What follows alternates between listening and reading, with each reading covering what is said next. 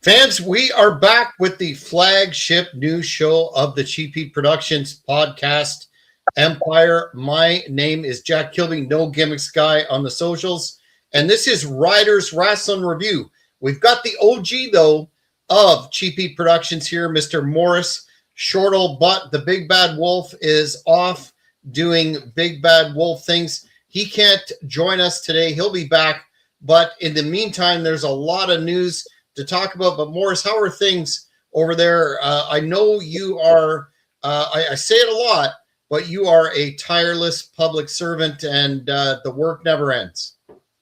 Yeah, really, really busy. Thank God. I am not as good looking as Mr. Ryder, but I'm just going to have to do for tonight. And I'm also not as muscly as him. It's just a really big jacket. That's all. It's kind of cold over here, but not as cold as Canada.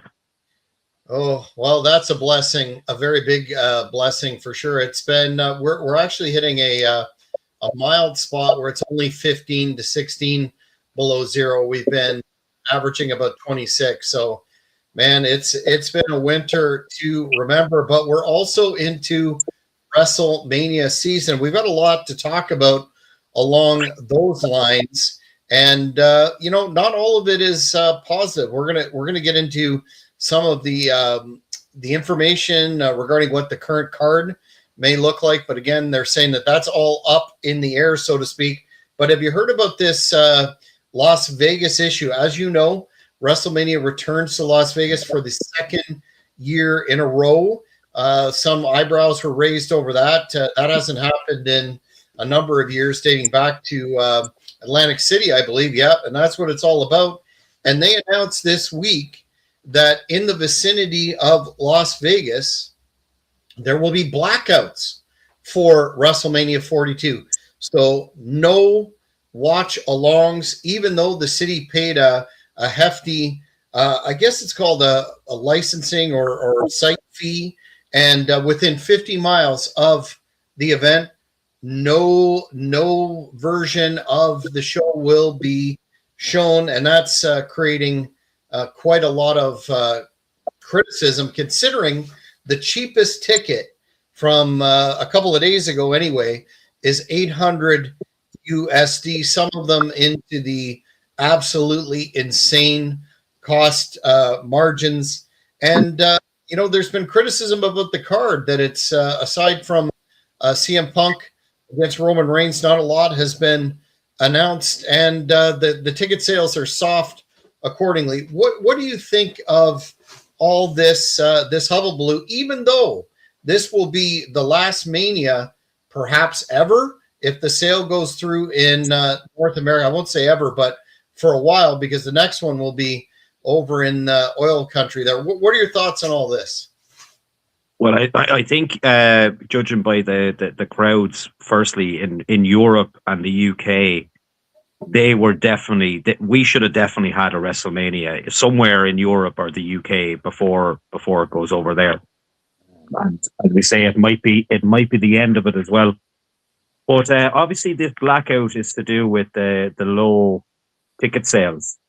But correct me if I'm wrong. I've never heard of a blackout screening for wrestling under the old regime. Let's say it's news to me. Have you ever heard of such a thing? Well, no, not for professional wrestling, but UFC apparently did that as well. And of course, they're owned by or this new entity, right? And they're following the same business model, which is to get as much juice out of the grape, so to speak. But I think we may be at a tipping point, so to speak, where the let's call it like it is, the greed of this company is starting to turn people off, especially when you look at just before we went to air for this show, they released some information about what the card may look like for WrestleMania 42. Here's what some folks are reporting: Cody Rhodes versus Drew McIntyre, Brock Lesnar versus LA Knight. Yeah, we got to talk about that one. Jane Cargill, whose championship run has been disappointing, versus Tiffany Stratton. And then Becky Lynch, a favorite of the Emerald Isle. But my God, that was a horrific promo with AJ Lee on Raw. They're going to meet again after upcoming match, and then Riho, I guess, versus the Bella Twins. That doesn't make sense in addition to CM Punk versus Roman Reigns, which again is rumored to maybe be a three-way. So kind of a lackluster card, wouldn't you say? Yeah, 100%. I do like the idea of CM Punk and Roman Reigns. That's the only one that has grabbed me so far and probably will grab me. I'm still waiting for this Chris Jericho return.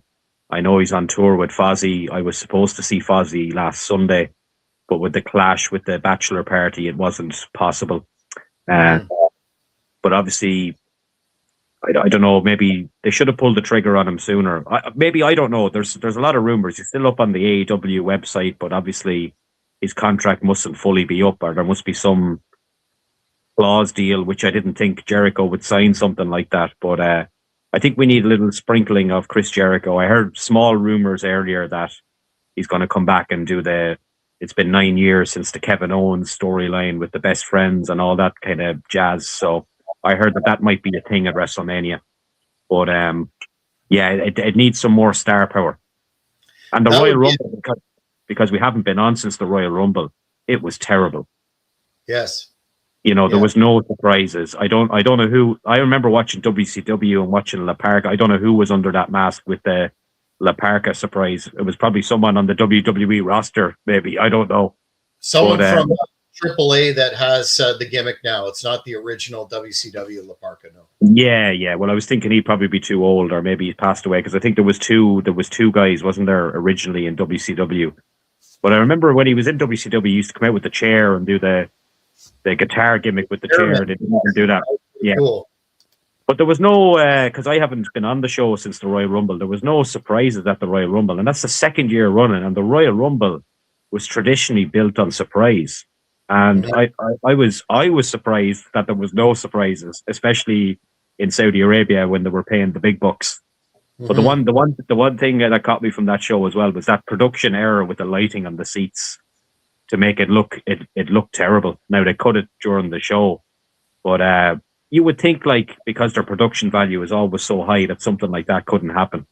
But it did. It was terrible, uncharacteristic of them. But the Royal Rumble was just, I thought last year's was bad, and I think this year's was worse. I thought the women's Royal Rumble was, it was bad as well, but I don't know. They were on par with each other. The men's one was maybe slightly better. Well, yeah, a couple of takeaways for me since we're talking about the Rumble. Number one, Powerhouse Hobbs. I wouldn't have debuted him there. I know there's a story behind his WWE name, and they want to own the intellectual property, but I think they botched that. There is rumor that he's rightfully bound for a very large push on SmackDown. I'd like to see that. I think he's got talent coming that hasn't even been utilized in AEW. There was that controversy this week that he allegedly lied about his age by shaved about 7 years off, and he was going to be fired. But evidently, he's not going to be fired, which is good. But that happened with the Boogeyman as well, and he still shows up every now and then. Right, exactly. I mean, he looks like $1 million. He's got charisma. He can work. I hope they really give him the push that he deserves there. And the second thing was, how can they, Jack? How can they not verify his age? Like, if they're signing him to a contract, surely they're using some form of ID, whether it be passport or whatever. Like, the guy got fake documents. Is that what they're saying? Like, what has gone on? How can you get his age wrong? Exactly. You would think that would be a prerequisite for any job to show valid ID. I don't understand how that happened. Maybe it was I'll give you a spoiler, right? And this is funny to do with in Ireland. When I ran for election, they never asked me for ID. No, I put my name on the ballot to run in this country, and they didn't ask me for any form of identification. Isn't that crazy?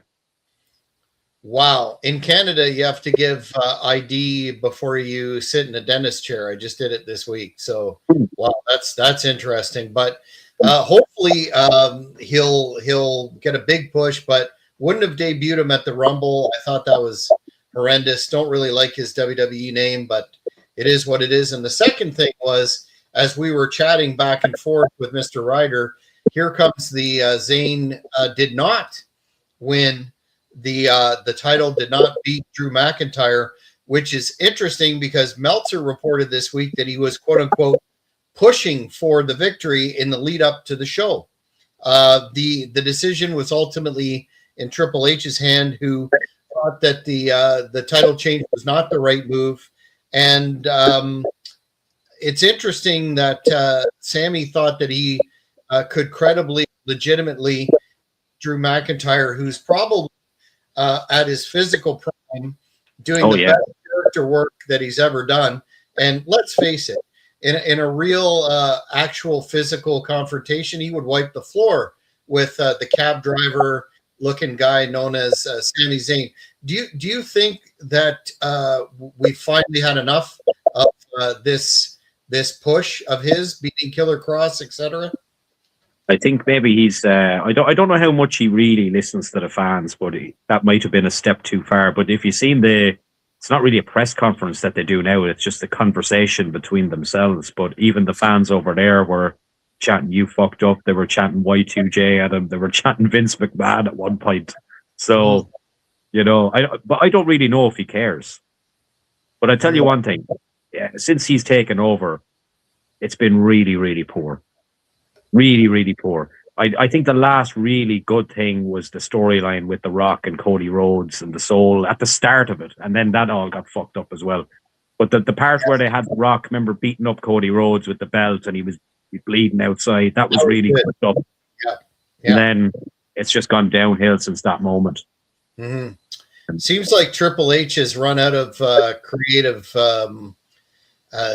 moxie, if you will, but he's also reportedly afraid for his job. So I think that's why we're seeing him out there all the time.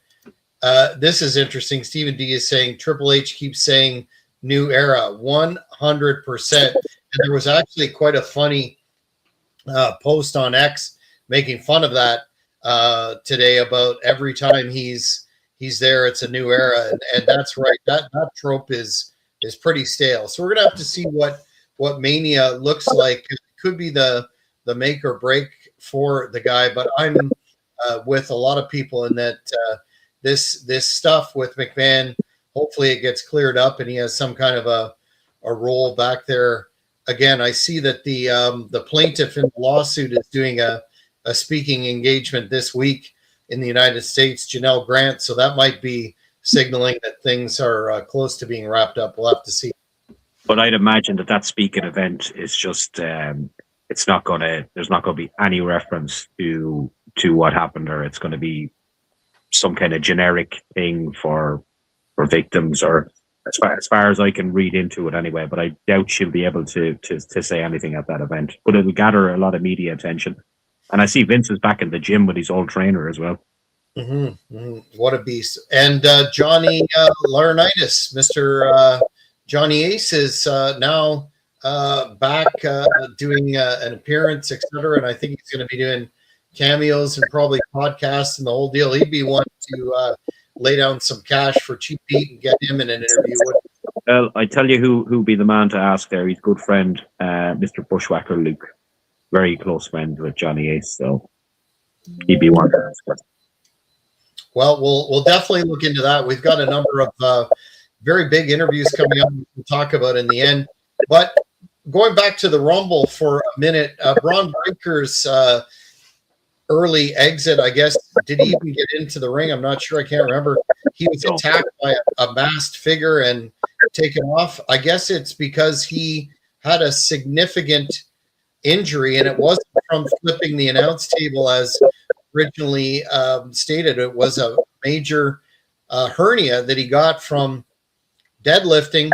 And not to get into the politics of bodybuilding or powerlifting, but that's an exercise I stopped doing a long time ago after seeing friends fall down with knee problems and those hernias. But I guess Meltzer is saying he could be out a long time. So the match with him and another injured individual, Mr. Rollins, is also off the table, apparently, for WrestleMania. What do you think of the fact that just when that vision needs him to be there and be there for me, he's off the table? Yeah, I don't know. Like, I'd be more concerned about Seth Rollins because he seems to be becoming very, very injury prone. And they're not small injuries either; they're big injuries. This is probably his third in the last few years, isn't it? And Breaker, it could be just unfortunate. We'll have to wait and see. Good news is he's young and he'll be back. DJ Immortal is saying hello, checking in, and looking forward to New York business as usual. Yeah, we're going to talk a lot more about a couple of big independent cards happening in the next few months, including Flex Wrestling, but we'll get to that in a bit. Did you read about Brock Lesnar selling Dragunov's chops at the Royal Rumble, where the little guy kind of hulked up and got into him and was given his best offense, and Lesnar kind of laughed and then chucked him out? Well, apparently backstage that drew some eye rolls when he no-sold that offense, and it came off as somewhat, I guess, disrespectful, but also casts doubt on the match between Lesnar and Obafemi. But speaking of beasts in the ring, beast incarnate, we've got a surprise run-in by the big bad wolf himself, Mr. Ryder, back on his own show. How are you doing, my sir? own show. I almost missed my own show. A bit of decorum has been reestablished, thank God. I see Maurice got the memo on the attire for today. I want to make sure I matched. Big black jacket. Looking good. How are you doing, sir? I am doing well. Sorry for the delay. As you can see, I'm in my studio downstairs. I ran in real quick. What did I miss? Well, we've just run through some of the particular happenings of the Rumble, but we're talking about. Actually, I'm glad you're here for this one. Given your veteran's perspective in the ring, Brock Lesnar apparently drew some eye rolls backstage and some criticism when little Dragunov there did his chops and kind of hulked up on him, et cetera, and he no-sold him and then threw him out. Want your thoughts on that? Was that a bad piece of business? As well as apparently it's not a lock that Lesnar is going to face Obafemi, but he's penciled in for poor LA Knight. Well, I would have no-sold that other guy too. And then the other guy goes to throw him out of the ring and botches the elimination. So why would Lesnar sell for him? Lesnar is the beast, not him. And then no one bitched when Goldberg didn't sell for Gunther, right? Did they bitch about that? So they should all relax. As far as LA Knight versus Lesnar, I find it hard to believe they'll do that match. It's going to be a submission match. What a bad day! What a bad night at WrestleMania that'll for poor LA Knight. Submission match. Horrendous. Also, Mr. Ryder tapped out, Maurice. You missed right before we came on. There was some new information about what the card looked like. I'll just get your brief impression. We talked about Lesnar versus LA Knight, but Rhodes versus McIntyre, Jane Cargill versus Tiffany Stratton. This will be a Luthez George Hackenschmidt classic. Becky Lynch versus AJ Lee 2, and then Riho versus the Bella Twins. And a lot of people are crapping on that online. That's a crap-worthy. That's a crap-worthy card there, brother. Why would LA Knight wrestle Brock Lesnar? Whose idea was that? That's a terrible idea. No one gives a rat's ass about Cody versus Drew. All Levesque. AJ Lee and Becky was so bad the other night. That promo they cut, they should cancel that match. Yeah. Yes. Tiffany Stratton for the title makes sense. Well, Jane Cargill's reign has been underwhelming to say the least. But of course, before we leave this particular portion, do you agree that having Becky Lynch turn heel within a week of her return was a massive mistake, and she's better utilized as a face? Yes.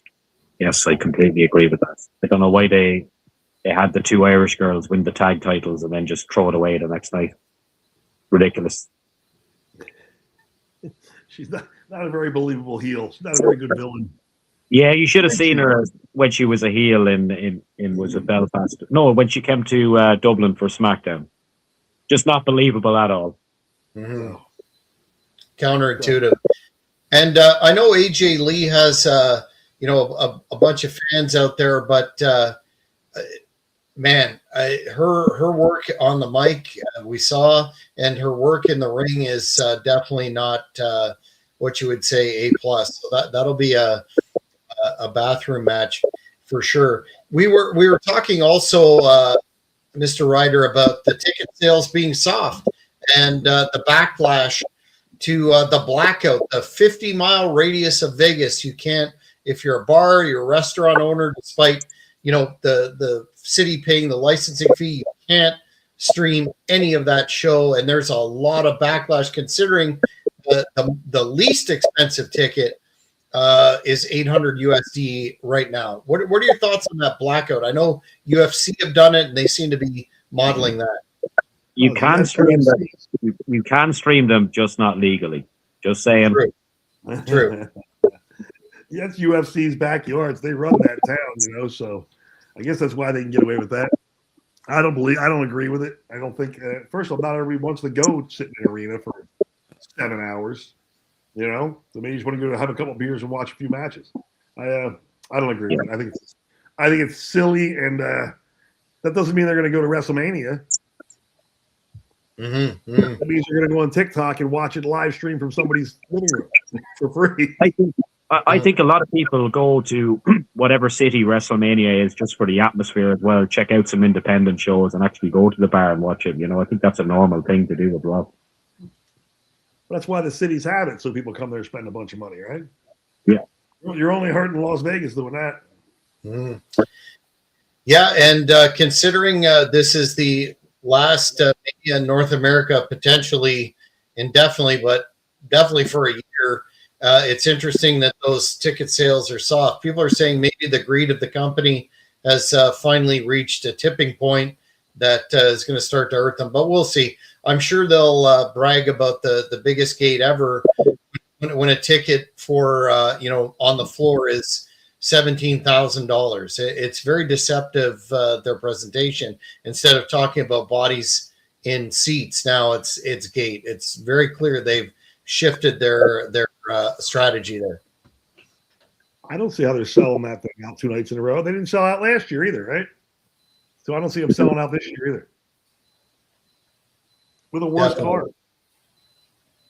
Definitely. Not much buzz at this point in time. The other interesting story with respect to the whole WWE situation, just real quickly, because I know we've discussed this a lot, is Sami Zayn. He's been apparently he was pushing to beat Drew McIntyre at the Rumble, but Triple H vetoed him. I want to get your thoughts on that. Is this guy out of touch with where he fits in the food chain? And do you think we're going to see Sami go back to the lower mid card where he belongs? In my opinion, I don't know if Sami Zayn has a mirror in his house, but if he does, he should probably go look at. He should put a picture of Drew McIntyre on the wall and then look at himself in a mirror, and then he'll understand why it makes 0 sense for him to ever beat Drew McIntyre. What's Drew? 270, 280? Yeah. And doing the best character work. McIntyre was a skinny guy. Drew McIntyre was a skinny guy. He was probably about 240, and he left and came back gigantic. They hired him back because of it. So Sami Zayn's got visions of grandeur. I can't see them ever making him a champion. The champion. Vince McMahon's chosen one, Drew McIntyre. Rightfully so. Yep, right again. Speaking of controversial takes, did you see the story about MJF talking about CM Punk? He said on Chris Van Fleet, he said, "I wouldn't piss on him if he was on fire." Now, it was a very complicated kind of soliloquy that he dropped. He did credit CM Punk for learning from him and not taking anything away from his experience. But basically, he said, I also won't sit here and lie to you and tell you that I didn't learn much through my hatred of that man. I learned the difference between good and great. That's what I learned. Now, do I like him? Again, I'll reiterate, no, I wouldn't piss on him if he was on fire to put that fire out. But I'm not going to sit here and pretend I didn't learn from him. Do you find that controversial at all, guys? No, that's all the work. I think MJF's always going to work, isn't he? Doesn't he just shoot on everybody? And just give it? He's pretty funny, MJF. I got to say, I like him. He's entertaining. Mm-hmm. Mm-hmm. He also commented that there remains significant interest from WWE in him, and that bidding war of 2024 that he talked about was basically, again, a work to drive up his value. So I think it's inevitable that he'll be in WWE sometime soon. I would imagine he would be to a huge reaction. He'll be a mega star before he even gets there, and he'll rightfully earned, I would say. Mm-hmm. Yeah. I've never had the pleasure to meet him, but I think he's probably a pretty good guy. And he's a good worker. He can work his ass off. He's probably the best guy that they have over there in AEW. And they've just announced Wembley again for next year, Wembley Stadium. Oh, really? In August? Next August, yeah. Not this year, next year. He's 2027. He's a sports entertainer, which I like. Mm-hmm. They often talk pro wrestling and pro wrestling. Let's get back to sports entertainment. Get Vince McMahon back. Yes. They often draw comparisons between him and Roddy Piper. Do you see that as valid, Mr. Ryder? Piper? No, I don't see him being like Piper. Piper was kind of one-dimensional. I always thought MJF can. I mean, Piper was an okay wrestler, but he wasn't MJF. I think MJF's far more talented than Piper ever was. Sorry, it is this year, not next year. It is 2026. Nothing announced yet on the card, right? No, but I'd imagine that this will be the time that Will Ospreay will be fighting for the world title, and possibly winning it in Wembley will be the hook there, I'd imagine. Mm-hmm. That would make sense.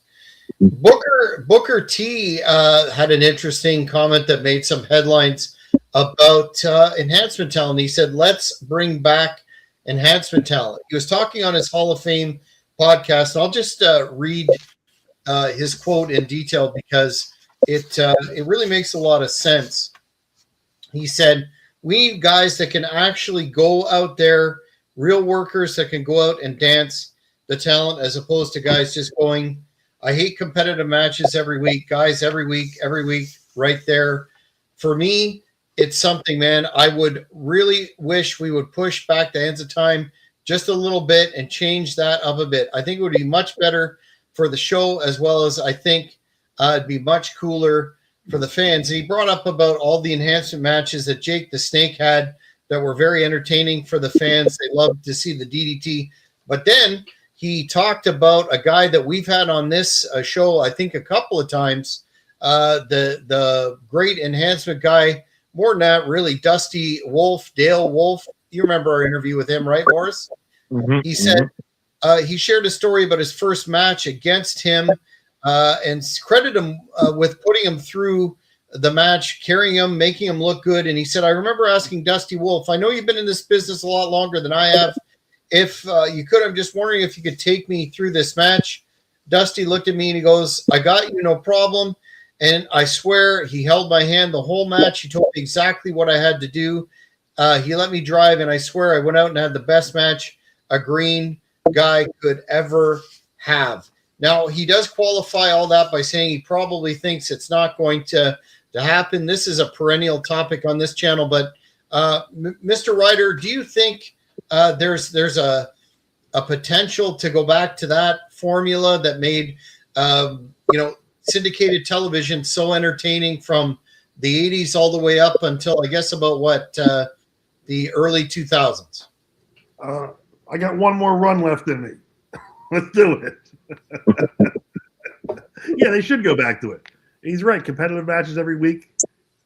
What's the point of pay-per-views? It limits the pay-per-view. They're not special. You see all the guys in the ring. You've already seen the matches.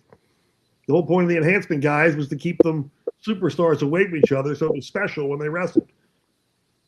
They're Mhm. taking the specialness out of it. Mhm. And so, I agree. Bring them all back. It's not often we agree with Booker T on here. He still hasn't revealed these prison secrets. We gotta have our boy on here. We gotta find him out. Yeah. They squashed that beef apparently and everything. I interviewed D'Lo Brown about 3 weeks ago, and he told me off air that beef has been squashed between Ron Simmons and Ahmed. So I guess that will just never ever it'll be one of those great what ifs that's never answered. But have Booker and Ahmed buried the hatchet though? Yeah, that's what D'Lo said. That oh, sorry, Booker and Ahmed. No, I was thinking about Ron Simmons. Oh, okay, so we're still on. Yeah. I'm confused. Maybe that's still on. Who knows? We'll have to get him back. He seems to have stopped making podcast appearances lately. But what in a time frame that they're having difficulty building stars, what better method than the formula of having a monster heel come in, beat a ton of guys, get have a TV match down the line with a mid-carder, beat them, and then be prepared for the Hogan formula. They wonder why they're not creating stars when everybody's the same and always going on free television. It happened at the last the No Limit Wrestling shows that I'm involved with. The last one, it wasn't where it was in Naas in County Kildare. The tag team champions came out, and first of all, two guys came out. They didn't even get an announcement. They were just in the ring. No announcement, no nothing. Fought the guys for the tag team titles and beat them. And nobody knows who they are. Didn't even give their names. And that was it. The match, it was brilliant. They just came out. Nobody knew who they were. They're after winning the belts. And out the next show, obviously, there's a rematch. But I thought that's pretty good. That's not bad. Mm-hmm. Well, I think they should maybe bring back syndicated TV shows with enhancement guys and start from scratch, but I don't think it's going to happen. But speaking of No Limit Wrestling, the Castle Coma Rumble returns Sunday, March 29th, 2026. Can you talk about that, Morris, and where the fans can get their tickets? Because I know it's been a tremendous success the last 3 shows. And where do you get a value like that for quality old school professional wrestling? Give the fans the info that they need. So people can get the tickets off me, or they can get them on Eventbrite. So we've launched a new ticket this time. So normally it's €15 per person, but now we have a family ticket where you can get 4 tickets for €50, and that's going down extremely well. And we're 6 weeks away from the show, and we are over the 100. So we're going to be fine again, which is great in a small town. And I'm actually going to a show, an OTT show on Sunday, which is about 40 minutes from here in another small town, which is probably set to have another 200 or so people. So the old independent wrestling still going well on this small island. I'm actually going to 3 shows in the next 8 days, all within close proximity to here, and they'll all be pretty much sold out. You're outselling WrestleMania. Sorry? Yeah. Sorry, go ahead. I said you're outselling WrestleMania. We still have a spot in the Rumble. For you. For me? Yeah. Am I getting my hand raised? Up to me. And correct me if I'm wrong. Those 3 shows, you're not having to go into €100,000 in debt.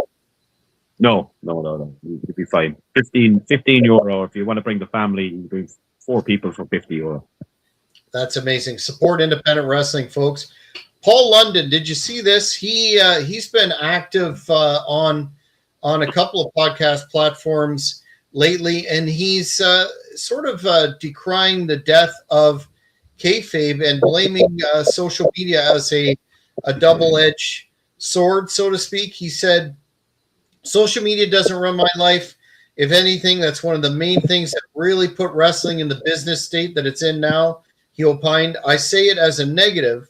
If you're drawing attention, bringing eyes to the product, And it doesn't matter if you can tie your shoes or do a roll or anything resembling wrestling. And I think what he's talking about there is, the involvement, say, in WWE of some of these, I guess, influencers or whatever you want to call them in high profile events. And he talks about this being part of the reason he took a break from 2018 to 2021. He said, I got a little burned out on it. I think social media was part of it too. I was brought in by old territory legend types, Now the standards have been removed. The standards have been removed. What are your thoughts on that as a vet yourself and an old school guy, Mr. Ryder? Yeah, I agree with Bull. He's not wrong. It did. Social media did ruin it. And they opened the curtain and let too much out. Now they got the TV show telling you how fake it is. They ruined the whole thing. The mystique has worn off. And you see that in the ratings are dropping. And the attendance is dropping because now you've ruined the whole thing. But Bobby Heenan's, Did you see the part in the show that's been going around where R-Truth walks into Gorilla dressed as John Cena and Triple H goes, "Where's R-Truth? Oh my God, I thought you were John Cena." Did you see that? I saw that. You can see that, Jack. I refuse to watch that show, actually.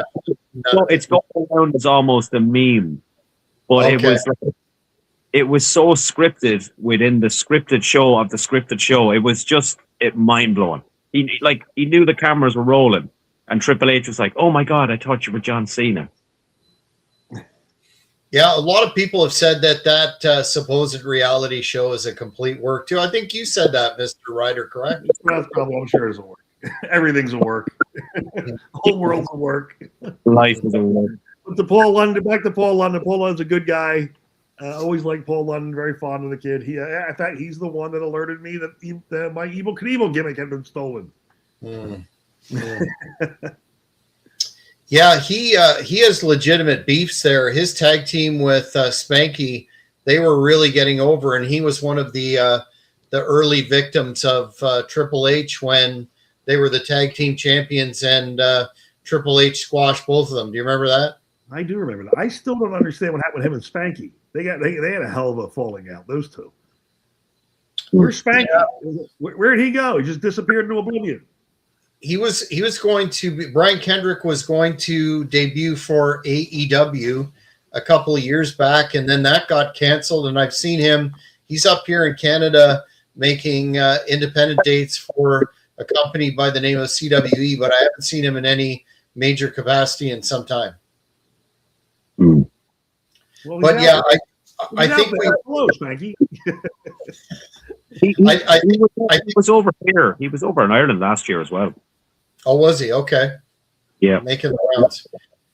I think we talk about this a lot. I think social media can be used properly, but people do themselves no favors by taking pictures and hugs and kisses and stuff about individuals that they're having in a program like a Blood Feud, and then they're backstage shaking hands or whatever. I think it's been abused a lot, but definitely with that show, I guess they figure, the toothpaste is out of the tube.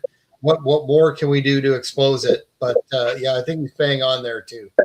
I've noticed the guys over here have been carrying their storylines, usually from on-demand stuff, into their social media and going back and forth with each other, as opposed to hugging each other after matches. Maybe that's through the promoters over here, but that doesn't really happen over here, which is good. Yeah, that's a definite positive. But speaking of quality independent wrestling, I got to talk about real quick Finger Lakes Extreme Wrestling coming up February 28th, 2026, Frozen Fight Night. It's going to be a huge event at the Mud Creek Bison Ranch. Myself and DJ Immortal will be there to cover all the action for Cheap Heat Productions, and it's headlined by a ladder match for the newly crowned Flex Championship. Hybrid Sean Carr, the champion, the new champion, against the ridiculously athletic and charismatic Shale Connors, and the High Seas, one of the major standout tag teams in all of independent professional wrestling. Cloudy, I interviewed on this channel last week. They'll be facing the Good Brothers of Gallows and Anderson. That will be something, first time ever. That will be, again, at the Mud Creek Bison Ranch. Go to flexwrestling.com. Get those tickets. Seating is going very, very quickly. And then the next stop on the tour for Flex Wrestling will be March 21st at the Hangar Theater in Ithaca, New York. WWE star Carlito, Sonny Kiss, and, of course, the next stop in the Kingpin, Angel Medina's last great run of 2026. He's going to be there. So much excitement happening with Flex Wrestling, and you want to go and get those tickets now because seating is limited and you won't be disappointed. Cheapy Productions will be there covering all the action. We've got a lot more to talk about Flex Wrestling, a lot of exciting stuff. Our partnership with this channel and Flex Wrestling is only going to increase. We've got some very exciting announcements to make in the weeks and months to come, but make sure you check that out if you're in Ontario, New York State, Pennsylvania, Quebec. Make the trip to the Mud Creek Bison Ranch for Frozen Fight Night. You won't be disappointed. I also have to put over their bison burgers, best bison burger I've ever had. Our last story. Carlito is doing a lot of dates. I think he's over here in Europe at the moment, so he's really on the grind, and he's still drawing. Yes, sir, and still can go. 100%. Our last story is about Ric Flair. He is saying that he's thinking about wrestling again. Yes, and it's a very interesting dynamic because he says that he was offered a match against Ricky Morton, who was at the Mud Creek Bison Ranch December 4th for Flex Headbangers Ball. Man, he is incredible for a 70-year-old guy, 71-year-old guy. Still can work, still can do it all. What a legend. Apparently, Flair's saying that he was offered a match with him, and he's thinking about it, and he's training, et cetera, et cetera. Here's the quote. Somebody wants me to wrestle Ricky Morton. I'm thinking about it, Flair said. Far from way off on financial terms, of course. It's just something to motivate me. And you go to the gym every day for effing nothing is. And then he said that wasn't true. Then he's vacillated again. But Charlotte went on X and said when somebody asked her about it, and this is a quote, absolutely not. What in the world? I am more convinced as the months go on that we have not seen the last of Ric Flair in a non-commissioned state wrestling because he seems determined to do something at 76. What are your thoughts on this ongoing saga? I know, Mr. Ryder, you have definite thoughts about this, but we're talking about a guy's health and literally dying in the ring potentially. What do you think about that? I think him and Ricky Morton should have a stipulation for the match. It'd be the loser comes to the ring on a stretcher match because they're both 1,000 years old. Last time I saw Ricky Morton, I was telling Doug Gilbert I was going to beat the piss out of him right in front of him. Well, you were telling Ricky Morton you were going to beat up Doug Gilbert? Oh, he was standing right there. He heard the whole thing. He was right behind. They should have a hair versus hair Inferno match. Yeah, the whole TLC, the works. Hey, listen, Ric Flair's going to do what Ric Flair wants to do, and if he watched the last match he had, I don't think he's going to want to have another match. Oh, that was he's not going to listen to Charlotte anyway. He doesn't listen to anyone. He'd make up his own mind and he'd do whatever he wants. And if the money is there, it's happening. Some mark is going to give him $50,000 to do it. You watch. Well, it'd probably be 100 because he wanted 60 in Philly. Remember to do that signing? That probably got like 200 people there tops. He's going to get 60 for that. And what's Ricky Morton? What's Ricky Morton worth? $500, $1,000. Ricky Morton actually with Kerry, they were very reasonable to book, and like I said, I was impressed with. I don't know how he does it, but he still moves very well in the ring. I could see Ricky Morton having a singles against a legend, but that Ric Flair's last match was what, 2021 or 2? That was some of the worst shit I've ever seen. It was embarrassing. I was embarrassed for him as a lifelong Four Horsemen and Ric Flair fan. I thought that was a major misstep. Man, if WWE was smart, they would have him come in and Gunther would come down and beat him to death. It'd be the greatest goodbye in wrestling history. Wow. Is he that bad off financially that you think that he needs to do? He needs to be doing the horrendous cameos and signings and everything. I think he's loaded. I don't think Flair's bad off at all. Yeah, I just think he likes making money. So who doesn't? No one likes leaving the spotlight, especially Ric Flair. Well, he's painfully held on forever, and it would have to be in a state where there's no licensing involved and there's no liability because, he looked like he was close. He was knocking on heaven's door in his last match. That was about 5 years ago. So I guess, I mean, everybody's talking about him when he makes these statements. So I guess that's the main thing. Well, hey, get attention, get hits. I love his cameos that he does when he's drunk and tells people not to get married. Well, not everybody's been married 17 times. He's demanding her money back. He's telling the guy not to get married. Tremendous. What a guy. He's the best. Totally worth the $500 she paid. Well, we'll be sure to keep on top of whether or not that match ever happens. But Mr. Ryder, I know you're an extremely busy man. I want to thank you for making the show. Do you have any final thoughts or words for all the viewers? No, sorry, I was late. I apologize. I'll be out in Phoenix, Arizona, and Tucson this week. So I'll be popping around town. If you guys are downtown, feel free to walk up and say hello. You lucky guy. You lucky guy. The winter is not ending here anytime soon, so envious there. Morris, what about yourself? What do you got? I know you've got so much going on. What do you want to talk about or plug before we go? We'll plug the wrestling show. I'm waiting for in March to see if Ireland can win 2 games, and if they do, I'll be coming over to the USA for a game. So I'm looking forward to that. I'll know in March, and I don't know how far is Atlanta, Georgia, from you guys? Drive time or flight time? Flight time about 1 hour and 20. What about yourself? Drive time is about 10 hours to Atlanta. Well, there's no point. We'll make it regardless. Absolutely. If that happens, we'll do a live show there. It's very doable either way. And that's when would the encounter take place? The match? It will be in June. Perfect. No, I'm there. Mm-hmm. Absolutely.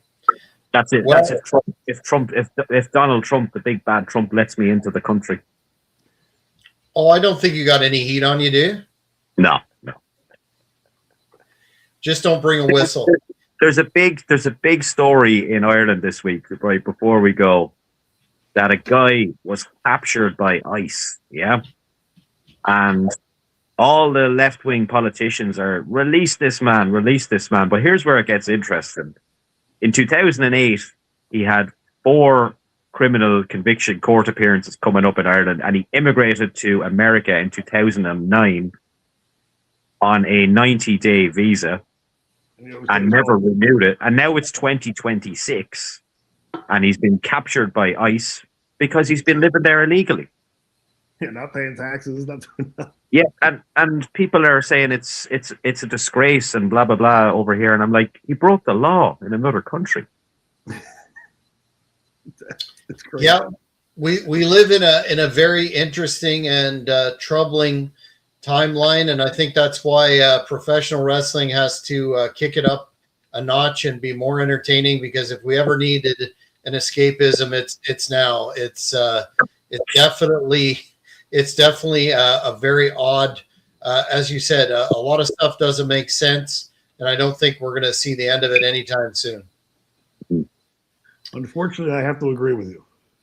But all that notwithstanding, make sure you like and subscribe to Cheap Heat Productions. We've got a number of big interviews coming up. If you're seeing this live tomorrow, I have the former Ring of Honor World Champion Michael Elgin on the show for a live interview. Send those fan questions in. Got a lot of those.